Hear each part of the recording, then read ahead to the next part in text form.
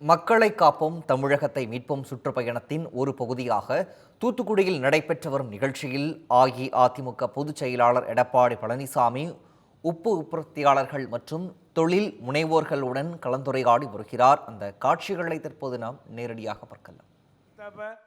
வாழைக்கும் வாழைத்தாருக்கு சரியான விலைவாசி கிடைக்கல, நிரந்தரமான விலைவாசி இல்லை.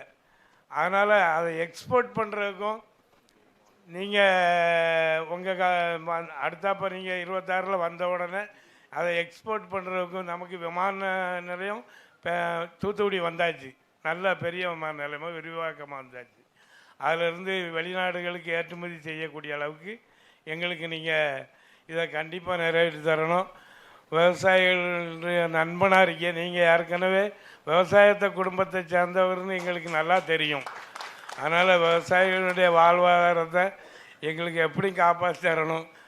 அடுத்து எங்களுடைய குளம் தூர்வாராமல் இருக்குது. ஆரம்பத்தில் வெட்டின குளம் தான் அப்படியே இருக்குது. உங்களுடைய ஆட்சி காலத்தில் கரம்பல் மண் அல்றதுக்கு இலவசமாக கொடுத்தீங்க. அதில் ஒரு குறிப்பிட்ட அளவு குளத்தை ஒன்று போல் எடுத்து கொஞ்சம் ஒரு 3 அடி தணித்தோம். அடுத்தாப்ப இன்னும் தணிக்க வேண்டிய இடம் நிறையா இருக்குது. குளம் சரியான மேடு, அந்த உடமரமும் இது தொடர்பான மேலதிக விவரங்களோடு இணைக்கிறார் எமது செய்தியாளர் இசைக்கராஜா. இசைக்கராஜா, விவரங்கள்.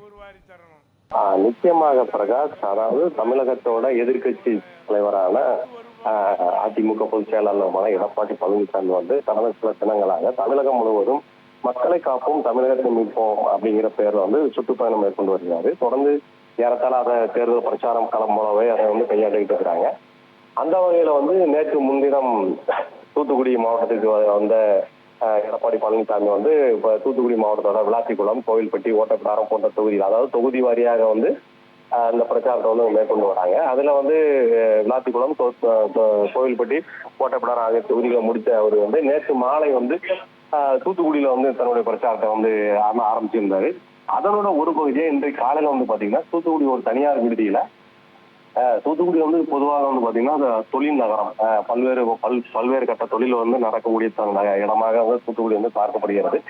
அந்த வகையில இந்த தொழில் முனைவோர்களோடு கலந்துரையாடல் ஏற்பாடு செய்யப்பட்டது. தனியார் விடுதியில இந்த கூட்டமானது கலந்தாய்வு கூட்டம் ஒரு 11 மணி அளவில் துவங்கி தற்பொழுது வரை நடைபெற்று வருகிறது.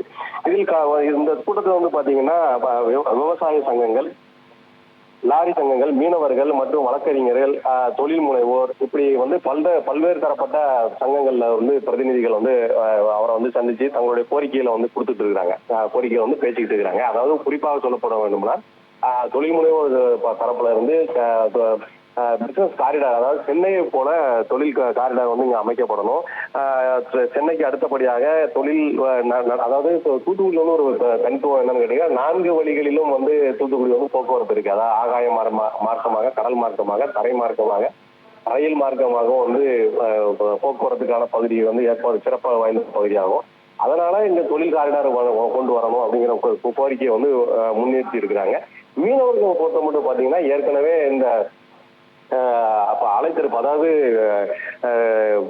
கடற்கரை பகுதியில மீனவர்கள் பாதிக்கப்படும் போது அவர்கள் உடனடியாக, அதாவது கரைகள்ல உடனடியாக மீட்டு ஆஸ்பத்திரி செல்லக்கூடிய வசதி இருந்தாலும் கூட கடல் உள்ள ஏதேனும் எமர்ஜென்சி ஏற்படும் பொழுது அவர்களை மீட்டு உடனடியாக கரைக்கு கொண்டு வருவது காலதாமதம் ஏற்படுகிறது. அதனால அவர்களுடைய உயிர் சேதம் ஏற்படக்கூடிய சூழ்நிலை இருக்கு. அப்படிங்கறதுனால அந்த எமர்ஜென்சி காலத்துல இது போன்ற நேரத்துல அவர்களை மீட்பதற்கு ஹெலிகாப்டர் வசதி கேட்கிறாங்க.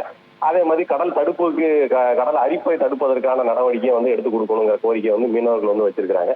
விவசாயிகளை பொறுத்த மட்டும் அவங்க விவசாயத்துக்கு பயிர் காப்பீடு, அதாவது வறட்சி காலத்துல நிவாரணம் கொடுப்பது போன்ற விஷயங்களை இன்னும் அதிகப்படுத்தணுங்கிற மாதிரி கேட்டுக்கிறாங்க. வழக்கறிஞர் பிரிவுல இருந்தும் கேட்டுக்காங்க. சேம நிதியாக 15 லட்சம் ரூபாய், 10 லட்சம் ரூபாயை உயர்த்தி கொடுக்கணும் அப்படிங்கிற கோரிக்கையும் வச்சிருக்கிறாங்க. இன்னும் தொடர்ந்து பல்வேறு அமைப்புகளை சார்ந்தவர்களும் தொடர்ந்து தங்களுடைய கோரிக்கைகள் அவர் முன்னிலை எடுத்து கூறிக்கிட்டு இருக்கிறாங்க. இந்த ஏற்பாடானது இப்ப இந்த கலந்துரையாடல் தற்போது நடைபெற்றுக் கொண்டிருக்கு. இதன் பின்னர் இது தொடர்பாக எடப்பாடியார் என்னென்ன மாதிரியான அவர் முடிவெடுத்திருக்கிறாங்க, இவங்களுக்கு என்ன செய்யலாங்கிறத தெரியப்படுத்துவாரு. அதற்காக எல்லாரும் காத்திருக்கிறாங்க. இதனைத் தொடர்ந்து இன்று பாத்தீங்கன்னா இந்த கலந்தாய்வு கூட்டத்தை முடிச்சுட்டு தூத்துக்குடியில பிரசித்தி பெற்ற பனிமய மாத ஆலய திருவிழா தற்போது நடைபெற்று வருகிறது. அந்த நிலையில இப்போ தற்பொழுது இங்க முடிச்சதுக்கு அப்புறம் பனிமய மாதா பேராலயத்திற்கு செல்லக்கூடிய ஏற்பாடுகள் செய்யப்பட்டிருக்கிறது. அங்கு வந்து பனிமய மாதா பேராலயத்துடைய சிறிய சிறுவம் அப்புறம் அவங்க ஆலயத்துக்கு தேவையான சில நன்கொடைகளும் வந்து வழங்கி அங்குள்ளவர்கள் வந்து சந்திச்சு அங்கேயும் வந்து அவங்க அந்த மீனவ மக்களை வந்து சந்திப்பதற்காகவும் ஏற்பாடு செய்யப்பட்டுள்ளது.